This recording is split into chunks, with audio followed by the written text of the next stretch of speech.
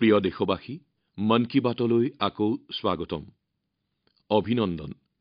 সমগ্ৰ বিশ্ব বৰ্তমান Paris Olympic মুখৰ হৈ পৰিছে। আমাৰ খেলুৱৈসকলক এই অলিম্পিকে ভাৰতৰ পতাকা বিশ্ববাসীৰ আগত সগৌৰৱে উৰুৱাই ৰখাৰ সুযোগ প্ৰদান কৰে, দেশৰ বাবে কিবা এটা কৰাৰ সুবিধা দিয়ে। আপোনালোকেও খেলুৱৈসকলক উৎসাহিত কৰক। Cheer for Bharat. বন্ধুসকল, ক্ৰীড়া ক্ষেত্ৰৰ এই অলিম্পিকতকৈ পৃথক অংকৰ জগততো কিছুদিন পূৰ্বে এক অলিম্পিকৰ আয়োজন কৰা হৈছিল, ইণ্টাৰনেশ্যনেল মেথমেটিক্স অলিম্পিয়াড। এই অলিম্পিয়াডত ভাৰতৰ ছাত্ৰসকলে সুন্দৰ প্ৰদৰ্শন কৰে। ইয়াত আমাৰ দলে সৰ্বশ্ৰেষ্ঠ প্ৰদৰ্শনেৰে 4টা স্বৰ্ণ পদক আৰু এটা ৰূপৰ পদক লাভ কৰিবলৈ সক্ষম হয়। আন্তৰ্জাতিক মেথমেটিক্স অলিম্পিয়াডত 100তকৈও অধিক দেশৰ যুৱক-যুৱতীয়ে ভাগ লয় আৰু আমাৰ দলে টপ 5 অৰ্থাৎ সৰ্বশ্ৰেষ্ঠ 5টা দলৰ তালিকাত অন্তৰ্ভুক্ত হ'বলৈ সক্ষম হয়। দেশৰ নাম উজ্বলোৱা এই ছাত্ৰকেইজন হ'ল পুনেৰ আদিত্য ভেংকট গণেশ আৰু সিদ্ধাৰ্থ চোপ্ৰা, দিল্লীৰ অৰ্জুন গুপ্তা, গ্ৰেটাৰ নয়ডাৰ কনব তলৱাৰ, মুম্বাইৰ ৰুচিল মাথুৰ আৰু গুৱাহাটীৰ আনন্দ মাদুৰী। বন্ধুসকল, আজিৰ মন কী বাতলৈ মই এই কেইগৰাকী যুৱ বিজেতাক বিশেষভাৱে আমন্ত্ৰণ কৰিছো। ফোনযোগে তেওঁলোকৰ সৈতে সংযোগ স্থাপন কৰা হৈছে। নমস্কাৰ বন্ধুসকল, মন কী বাতলৈ স্বাগতম। কেনে আছে আপোনালোক? আমি ভালে আছো মহাশয়। বন্ধুসকল, মন কী বাতৰ জৰিয়তে সমগ্ৰ দেশবাসীয়ে আপোনালোক সকলোৰে অভিজ্ঞতা জানিবলৈ আগ্ৰহী। মই আদিত্য আৰু সিদ্ধাৰ্থৰ অভিজ্ঞতা প্ৰথমেই জানিব বিচাৰিছো। আপোনালোক পুনেৰ বাসিন্দা। অলিম্পিয়াডৰ জৰিয়তে আপোনালোকৰ অভিজ্ঞতাৰ বিষয়ে কওকচোন। সৰুৰে পৰা মই অংক বিষয় ভাল পাইছিলো। ষষ্ঠ শ্ৰেণীত পঢ়ি থাকোঁতে ওম প্ৰকাশ ছাৰে মোক অংক শিকাইছিল আৰু তেখেতে মোক অংক বিষয়টোৰ প্ৰতি অধিক আগ্ৰহী কৰিলে। মই শিকিলো আৰু সুযোগ লাভ কৰিলো। আপোনাৰ বন্ধুৱে কি ক'ব বিচাৰে? মহাশয়, মই সিদ্ধাৰ্থ, পুনেৰ বাসিন্দা। 10ম শ্ৰেণীৰ পৰীক্ষাত উত্তীৰ্ণ হৈছো। দ্বিতীয়বাৰৰ বাবে IIMত ভাগ লৈছো। সৰুৰে পৰাই মই অংক ভাল পাইছিলো। ষষ্ঠ শ্ৰেণীত মোক আৰু আদিত্যক ওম প্ৰকাশ ছাৰে অংক শিকাইছিল আৰু সি আমাক বহুত সহায় কৰিছিল। এতিয়া মহাবিদ্যালয় পৰ্যায়ত মই CMIত ভৰ্তি হৈছো আৰু অংক আৰু CS অধ্যয়ন কৰি আছো। ভাল বাৰু। মই গম পাইছো অৰ্জুন এতিয়া গান্ধীনগৰত আছে আৰু কনব গ্ৰেটাৰ নয়ডাৰ বাসিন্দা। অৰ্জুন আৰু কনব, আমি অলিম্পিয়াডৰ বিষয়ে কথা পাতি আছো। গতিকে আপোনালোকে আপোনালোকৰ প্ৰস্তুতিৰ অভিজ্ঞতাৰ বিষয়ে বা অন্য অনুভৱ যদি ব্যক্ত কৰে, আমাৰ শ্ৰোতাসকলে ভাল পাব। নমস্কাৰ মহাশয়, জয় হিন্দ। মই অৰ্জুন। জয় হিন্দ অৰ্জুন। মই দিল্লীত থাকোঁ। মোৰ মা শ্ৰীমতী আশা গুপ্তা দিল্লী বিশ্ববিদ্যালয়ৰ পদাৰ্থ বিজ্ঞানৰ প্ৰবক্তা আৰু মোৰ দেউতা শ্ৰী অমিত গুপ্তা চাৰ্টাৰ্ড একাউণ্টেণ্ট। আপোনাৰ সৈতে বাৰ্তালাপ কৰাৰ সুযোগ পাই মই গৌৰৱ অনুভৱ কৰিছোঁ। মোৰ এই সফলতাৰ স্বীকৃতি প্ৰথমেই মই মোৰ পিতৃ-মাতৃক দিব বিচাৰিছোঁ। মই ভাবোঁ যেতিয়া এটা পৰিয়ালৰ কোনো সদস্যই এনে পৰীক্ষাৰ বাবে প্ৰস্তুতি চলায়, তেতিয়া সেই সংগ্ৰাম কেৱল সেইগৰাকী সদস্যৰে নহয়, গোটেই পৰিয়ালটোৰে হয়। আমাৰ প্ৰশ্নকাকতখনত 3টা প্ৰশ্নৰ বাবে 4.5 ঘণ্টা সময় দিয়া হয়, মানে এটা প্ৰশ্নৰ বাবে 1.5 ঘণ্টা। আমি বুজি পাওঁ যে এটা প্ৰশ্নৰ উত্তৰ লিখাৰ বাবে কিদৰে আমি ঘৰতে প্ৰস্তুতি চলাব লাগিব। কেতিয়াবা এটা প্ৰশ্নৰ প্ৰস্তুতিৰ বাবে এদিন বা কেতিয়াবা 3 দিন পৰ্যন্ত লাগি যায়। তাৰ বাবে আমি অনলাইন প্ৰশ্নও বিচাৰি লওঁ। বিগত বৰ্ষৰ প্ৰশ্নৰে আমি প্ৰস্তুতি চলাওঁ আৰু এনেদৰে কৰা কষ্টৰ ফলতেই আমাৰ অভিজ্ঞতা বাঢ়ে, আমাৰ প্ৰব্লেম ছলভিং এবিলিটি অৰ্থাৎ গণিতীয় সমস্যা সমাধানৰ পাৰদৰ্শিতা বৃদ্ধি পায়। ই কেৱল গণিতৰ ক্ষেত্ৰতে নহয়, আমাৰ জীৱনৰ অন্য দিশতো সহায়ক হয়। বাৰু, কনবে ক'ব পাৰিব নেকি কোনো বিশেষ অনুভৱ প্ৰস্তুতিৰ ক্ষেত্ৰত? আমাৰ যুৱ প্ৰজন্মই শুনি ভাল পাব পৰা। মই উত্তৰ প্ৰদেশৰ নয়ডাৰ কনব তলৱাৰ। একাদশ শ্ৰেণীত পঢ়ি আছো। গণিত মোৰ প্ৰিয় বিষয়।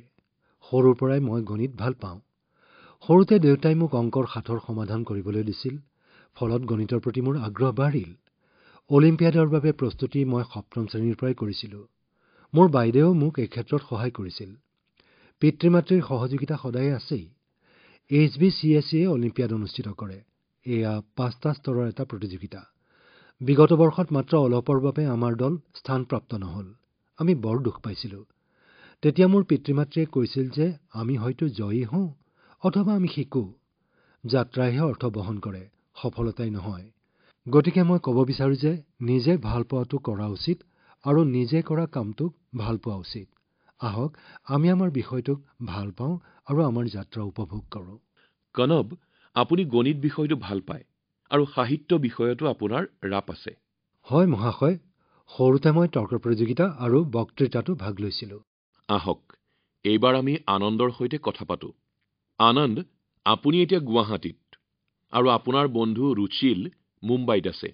মই পৰীক্ষা পে চৰ্চা আৰু অন্য কাৰ্যসূচীৰ জৰিয়তে ছাত্ৰ-ছাত্ৰীৰ সৈতে কথা-বাৰ্তাত ভাগ লওঁ। বহু ছাত্ৰ-ছাত্ৰীৰ গণিতৰ প্ৰতি ইমান ভীতি আছে যে তেওঁলোকে বিষয়টোৰ নাম শুনিলেই শংকিত হৈ পৰে। আপুনি কওকচোন বাৰু, গণিতৰ সৈতে বন্ধুত্ব কিদৰে গঢ়িব পাৰি? ছাৰ, মই ৰুচিল মাথুৰ। আমি বাল্যকালত প্ৰথমবাৰৰ বাবে গণিতত সংখ্যাৰ যোগ পদ্ধতি শিকাৰ সময়ত আমাক কেৰি ফৰৱাৰ্ড অৰ্থাৎ হাতত থকা সংখ্যাৰ কথা শিকোৱা হৈছিল। কিন্তু আমাক কেতিয়াও কেৰি ফৰৱাৰ্ডনো কি এই কথা বুজাই দিয়া হোৱা নাছিল। যেতিয়া আমি চক্ৰবৃদ্ধি সুদৰ বিষয়ে পঢ়োঁ, আমাক কোৱা নহয় এই সুদৰ সূত্ৰ কিদৰে নিৰ্ণয় হয়। মই ভাবোঁ যে গণিত এবিধ চিন্তা কৰা আৰু সমস্যা সমাধান কৰাৰ এটি কলা। সেইবাবে মই ভাবোঁ যে যদি গণিতত এটি নতুন প্ৰশ্ন সন্নিৱিষ্ট কৰিব বিচাৰোঁ, তেন্তে সেয়া হ'ব আমি প্ৰক্ৰিয়াবোৰ কি কৰি আছোঁ তাৰ ব্যাখ্যা। প্ৰক্ৰিয়াটোনো এই ধৰণৰ কিয়? মই ভাবোঁ যে ইয়াকে কৰিলে মানুহৰ গণিতৰ প্ৰতি আকৰ্ষণ বৃদ্ধি পাব। কিবা এটা বিষয় বুজি পোৱাত কঠিন হ'লেই তাৰ প্ৰতি শংকাৰ উদ্ৰেক হয়। ইয়াৰ উপৰিও সকলোৱে গণিতক অতি লজিকেল অৰ্থাৎ যুক্তিগত বিষয় বুলি ভাবে, যদিও এই বিষয়টিৰ বাবে সৃজনীশীলতাও অতি গুৰুত্বপূৰ্ণ। কিয়নো সৃজনীশীল চিন্তাৰেহে আমি আউট অফ দ্য বক্স সমাধান উলিয়াব পাৰোঁ। এই কথা মেথ অলিম্পিয়াডত অতি গুৰুত্বপূৰ্ণ হৈ পৰে। সেইবাবে গণিতৰ প্ৰতি ধাউতি বঢ়োৱাত মেথ অলিম্পিয়াডৰ গুৰুত্বপূৰ্ণ ভূমিকা আছে। আনন্দে কিবা ক'ব খোজে নেকি? নমস্কাৰ প্ৰধানমন্ত্ৰী মহাশয়, মই আনন্দ মাদুৰীয়ে গুৱাহাটীৰ পৰা কৈছোঁ। মই ষষ্ঠ আৰু সপ্তম শ্ৰেণীত থাকোঁতে ইয়াৰ স্থানীয় অলিম্পিয়াডত যোগ দিছিলোঁ। দুয়োটা অলিম্পিয়াড মোৰ বৰ ভাল লাগিছিল। মই ৰুচিলৰ বক্তব্যক সমৰ্থন জনাওঁ। মই আৰু ক'ব খোজো যে যিসকলে গণিত বিষয়টোক ভয় কৰে তেওঁলোকৰ বাবে ধৈৰ্যৰ অতি প্ৰয়োজন। আমাক গণিত শিকোৱাৰ সময়ত একোটাহত সূত্ৰ শিকোৱা হয়, যি সূত্ৰ মনত ৰাখিয়েই আমি 100 প্ৰশ্নৰ উত্তৰ কৰিব লাগে।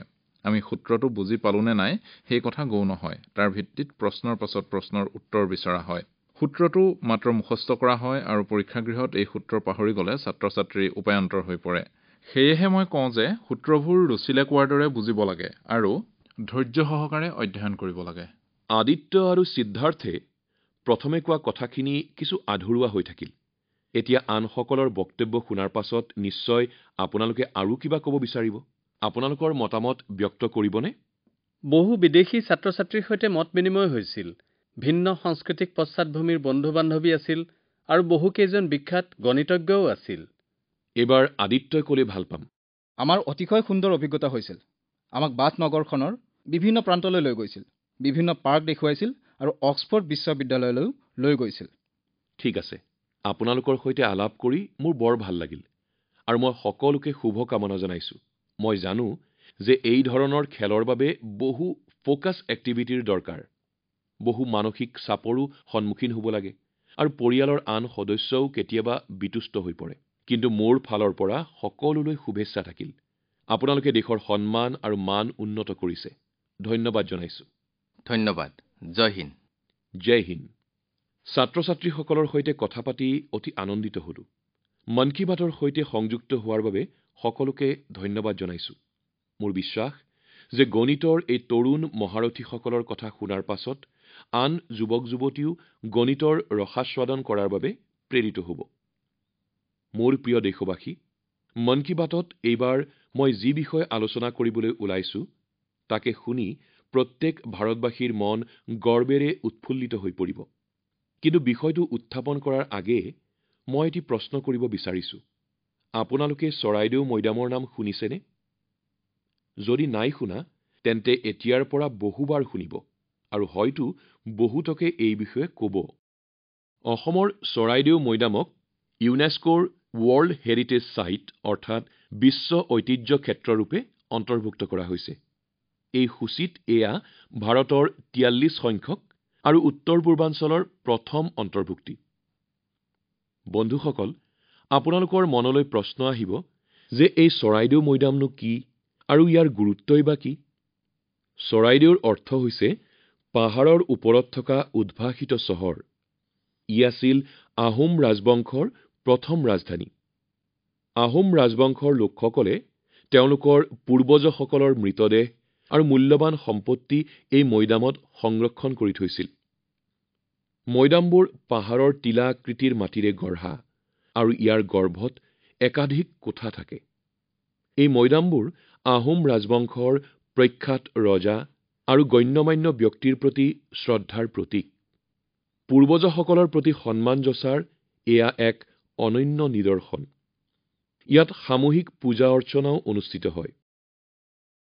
বন্ধুসকল, আহোম সাম্ৰাজ্য সম্পৰ্কে আন কেতবোৰ তথ্যই আপোনাসৱক আচৰিত কৰি তুলিব। ত্ৰয়োদশ শতিকাৰ আৰম্ভণিৰ পৰা ঊনবিংশ শতিকা পৰ্যন্ত এই সাম্ৰাজ্য বৰ্তি আছিল। ইমান বিস্তৃত সময় জুৰি চলা এই সাম্ৰাজ্য বোধহয় আহোমসকলৰ শাসন দক্ষতা, বিচক্ষণতা আৰু আত্মবিশ্বাসৰ সবল ভেটিৰ বাবে সম্ভৱ হৈছিল। চলিত বৰ্ষৰ ৯ মাৰ্চ তাৰিখে আহোমসকলৰ বীৰ যোদ্ধা লাচিত বৰফুকনৰ সুউচ্চ প্ৰতিমূৰ্তি উন্মোচন কৰাৰ সৌভাগ্য হৈছিল। সেই সময়ত আহোম সম্প্ৰদায়ৰ আধ্যাত্মিক পৰম্পৰা আৰু ৰীতি-নীতিৰ প্ৰক্ৰিয়াই মোক মুগ্ধ কৰিছিল। লাচিত মৈদামত আহোমসকলৰ পূৰ্বজসকলক সন্মান জনোৱাৰ সৌভাগ্য মোৰ বাবে বৃহৎ প্ৰাপ্তি।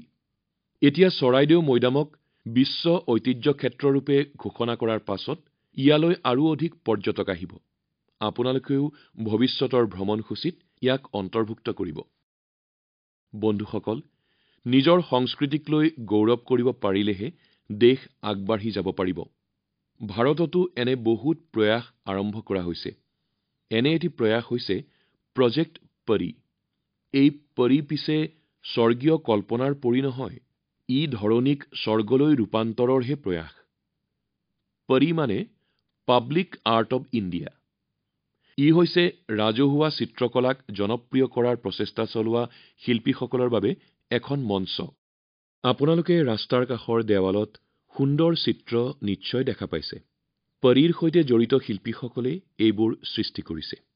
এনে চিন্তাই ৰাজহুৱা স্থানৰ সৌন্দৰ্যও বৃদ্ধি কৰে আৰু আমাৰ সংস্কৃতিক অধিক জনপ্ৰিয় কৰি তোলাত সহায় কৰে।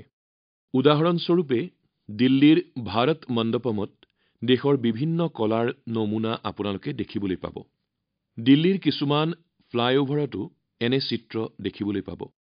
মই কলা সংস্কৃতিৰ অনুৰাগীসকলক অনুৰোধ জনাইছো, তেওঁলোকে যেন ৰাজহুৱা চিত্ৰকলাৰ ক্ষেত্ৰত কাম কৰা আৰম্ভ কৰে। ই আমাৰ ভেটিক লৈ গৌৰৱান্বিত হোৱাৰ আনন্দ প্ৰদান কৰিব। মোৰ প্ৰিয় দেশবাসী, মন কী বাত অনুষ্ঠানত এইবাৰ পাতিবলৈ লৈছো ৰঙৰ কথা, যি ৰঙে হাৰিয়ানাৰ ৰোহটক জিলাৰ ২৫০ মহিলাৰ জীৱনলৈ সমৃদ্ধিৰ ৰং কঢ়িয়াই আনিছে। হস্তশিল্পৰ সৈতে জড়িত এই মহিলাসকলে প্ৰথমতে সৰু সৰু দোকান খুলি ব্যৱসায় চলাইছিল। পাছত আগবাঢ়ি যোৱাৰ ইচ্ছাৰে তেওঁলোকে উন্নত স্বাৱলম্বী গোটৰ সৈতে জড়িত হৈ ব্যৱসায় আৰম্ভ কৰিলে। তেওঁলোকে ব্লক প্ৰিণ্টিং আৰু কাপোৰত ৰং দিয়াৰ প্ৰশিক্ষণ লৈ এই কাম আৰম্ভ কৰিলে। এতিয়া তেওঁলোকৰ বেড কভাৰ, শাৰী আৰু দুপাট্টাৰ গোটেই দেশতে চাহিদা বাঢ়িছে। বন্ধুসকল, ৰোহটকৰ এই মহিলাসকলৰ দৰেই দেশৰ বিভিন্ন ঠাইৰ কাৰিকৰসকলে বিভিন্ন হস্তশিল্পক জনপ্ৰিয় কৰি তুলিছে। সেইবোৰৰ ভিতৰত আছে ওড়িশাৰ চম্বলপুৰী শাৰী, মধ্যপ্ৰদেশৰ মাহেশ্বৰী শাৰী, মহাৰাষ্ট্ৰৰ পৈথানী, বিদৰ্ভৰ হেণ্ডব্লক প্ৰিণ্টছ, হিমাচলৰ ভুট্টিকোৰ চল আৰু ঊণৰ কাপোৰ, জম্মু কাশ্মীৰৰ কনি চল আদি। আপোনালোকে চাগে জানেই যে অহা ৭ আগষ্টত ৰাষ্ট্ৰীয় হস্ততাঁত দিৱস পালন কৰা হ'ব। আজিকালি হস্ততাঁত নিৰ্মিত কাপোৰে জনমানসত বিশেষ ঠাই পাইছে। কেইবাটাও ব্যক্তিগত কোম্পানীয়ে AIৰ জৰিয়তে অৰ্থাৎ কৃত্ৰিম বুদ্ধিমত্তাৰ জৰিয়তে হস্তশিল্পৰ বিস্তাৰ সাধন কৰিছে। কোষা AI, হেণ্ডলুম ইণ্ডিয়া, ডি জাংক, নোভাটেক্স, ব্ৰহ্মপুত্ৰ ফেবলছ এনে কেইবাটাও ষ্টাৰ্টআপ উদ্যোগে হস্ততাঁত সামগ্ৰী জনপ্ৰিয় কৰাৰ প্ৰচেষ্টা চলাইছে। বহু লোকে স্থানীয় হস্তশিল্পৰ সামগ্ৰী দেশত জনপ্ৰিয় কৰাৰ প্ৰয়াস চলোৱা দেখি মই আনন্দ পাইছোঁ। আপুনিও আপোনাৰ স্থানীয় হস্তশিল্পৰ সামগ্ৰীৰ photo my product my pride এই হেশ্বটেগৰ সৈতে ছ'চিয়েল মিডিয়াত আপলোড কৰক। বন্ধুসকল, হস্তশিল্পৰ লগতে মই খাদীৰ বিষয়েও ক'ব খুজিছোঁ। আপোনালোকৰ মাজত এনে ব্যক্তি নিশ্চয় ওলাব যি আগতে নকৰিলেও আজিকালি খাদী কাপোৰ গৌৰৱেৰে পৰিধান কৰে। মই আনন্দেৰে জনাব বিচাৰিছোঁ, খাদী গ্ৰামোদ্যোগ সামগ্ৰীৰ বিক্ৰী প্ৰথমবাৰৰ বাবে ১.৫ লাখ কোটি টকাৰ ওপৰ হৈছেগৈ। এনে সামগ্ৰী বিক্ৰীৰ হাৰ বৃদ্ধি হৈছে ৪০০%। খাদী আৰু হস্ততাঁত সামগ্ৰীৰ বিক্ৰী বৃদ্ধিয়ে কৰ্মসংস্থাপনৰ নতুন পথ মুকলি কৰিছে। এই উদ্যোগৰ সৈতে মহিলাসকলেই বেছিকৈ জড়িত হৈ আছে। সেয়েহে অধিক লাভ মহিলাসকলৰেই হ'ব। আপোনালোকৰ নিশ্চয় নানা তৰহৰ কাপোৰ আছে। যদি এতিয়ালৈকে খাদী কাপোৰ লোৱা নাই তেনেহ'লে এতিয়াৰ পৰা কিনিবলৈ আৰম্ভ কৰক। এয়া মোৰ অনুৰোধ। আগষ্ট মাহ স্বাধীনতা অৰ্জনৰ মাহ। খাদী কাপোৰ কিনিবৰ বাবে ইয়ে আটাইতকৈ সুন্দৰ সময়। মোৰ প্ৰিয় দেশবাসী, মন কী বাত অনুষ্ঠানত মই প্ৰায়ে নিচাযুক্ত দ্ৰব্যৰ প্ৰত্যাহ্বানৰ বিষয়ে আলোচনা কৰিছোঁ। সকলো পৰিয়ালৰ লোকেই তেওঁলোকৰ সন্তান নিচাযুক্ত দ্ৰব্যৰ বলি নোহোৱাটো কামনা কৰে। এনে লোকসকলৰ সহায়ৰ বাবে চৰকাৰে মাঞ্চ নামৰ এটি বিশেষ কেন্দ্ৰ খুলিছে, যাৰ হেল্পলাইন নম্বৰ হৈছে 1933। ইয়াৰ এটা পৰ্টেলো খোলা হৈছে। ইয়াৰ জৰিয়তে নিচাযুক্ত দ্ৰব্যৰ ব্যৱহাৰ সম্পৰ্কীয় প্ৰয়োজনীয় দিহা পৰামৰ্শ দিয়া হ'ব। ইয়াৰ জৰিয়তে ৰাইজেও নাৰ্কোটিক্স কণ্ট্ৰল ব্যুৰো নামৰ সংগঠনক এই বিষয়ৰ খবৰ জনাব পাৰিব। ইয়াৰ তথ্যসমূহ গোপনে ৰখা হ'ব। আশা কৰোঁ ভাৰতক নিচাযুক্ত দ্ৰব্যৰ ব্যৱহাৰৰ পৰা মুক্ত কৰাৰ বাবে আগ্ৰহী সকলো ব্যক্তি আৰু সংগঠনে মাঞ্চ ব্যৱহাৰ কৰিব।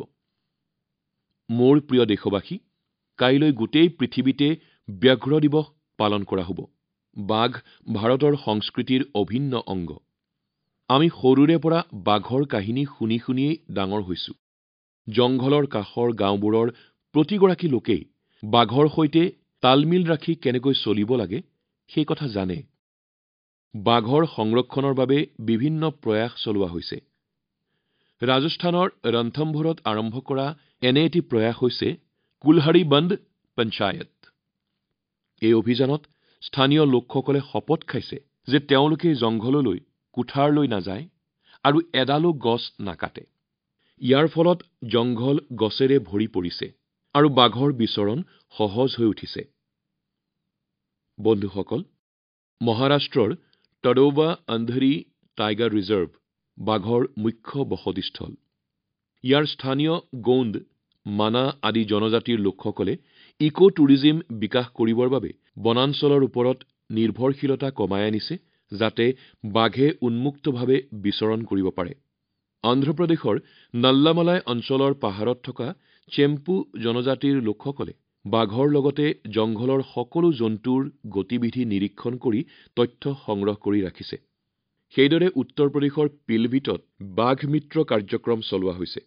ইয়াত কেইজনমান লোকক বাঘ মিত্ৰ ৰূপে দায়িত্ব দি প্ৰশিক্ষণ দিয়া হৈছে, যাতে বাঘ আৰু মানুহৰ সংঘৰ্ষৰ পৰিস্থিতি সৃষ্টি নহয়।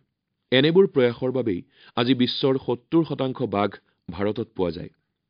বন্ধুসকল, বাঘৰ সংখ্যা বৃদ্ধিৰ লগতে বনাঞ্চলৰ বৃদ্ধিও দ্ৰুতগতিত হৈ আছে। এই ক্ষেত্ৰতো সামূহিক প্ৰয়াসে সফলতা কঢ়িয়াই আনিছে। যোৱা বছৰ মন কী বাত অনুষ্ঠানত মাতৃৰ নামত এজোপা গছ কাৰ্যসূচীৰ কথা আলোচনা কৰিছিলোঁ। দেশৰ বেলেগ বেলেগ অঞ্চলত এই অভিযান চলোৱাৰ বাতৰি পাই মই আনন্দিত। অলপতে পৰিচ্ছন্নতাৰ বাবে প্ৰসিদ্ধ ইন্দোৰত এই অনুষ্ঠানত একেদিনাই ২ লাখতকৈও অধিক গছপুলি ৰোৱা হয়। নিজৰ মাকৰ নামত গছপুলি ৰোৱা এই অভিযানত আপুনিও ভাগ লৈ চেলফি লৈ ছ'চিয়েল মিডিয়াত পোষ্ট কৰক। এই অভিযানত জড়িত হৈ নিজৰ মাতৃ আৰু ধৰিত্ৰী আই দুয়োৰে বাবে কিবা এটা কৰাৰ আনন্দ লাভ কৰক। মোৰ প্ৰিয় দেশবাসী, ১৫ আগষ্টৰ দিনটো ওচৰ চাপিছেহি। সেইদিনা হৰ ঘৰ তিৰংগা অভিযান চলোৱা হ'ব। সেই দিনটোত দুখীয়া ধনী সকলো লোকেই ত্ৰিৰংগ পতাকা উৰুৱাই গৌৰৱবোধ কৰিব। ই এটা বিশেষ উৎসৱ হৈ পৰিছে। সেইদিনা ঘৰ, কাৰ্যালয়, যান-বাহন সকলোতে পতাকা উৰুৱাৰ বাবে বেলেগ বেলেগ সামগ্ৰীও তৈয়াৰ কৰা দেখা গৈছে।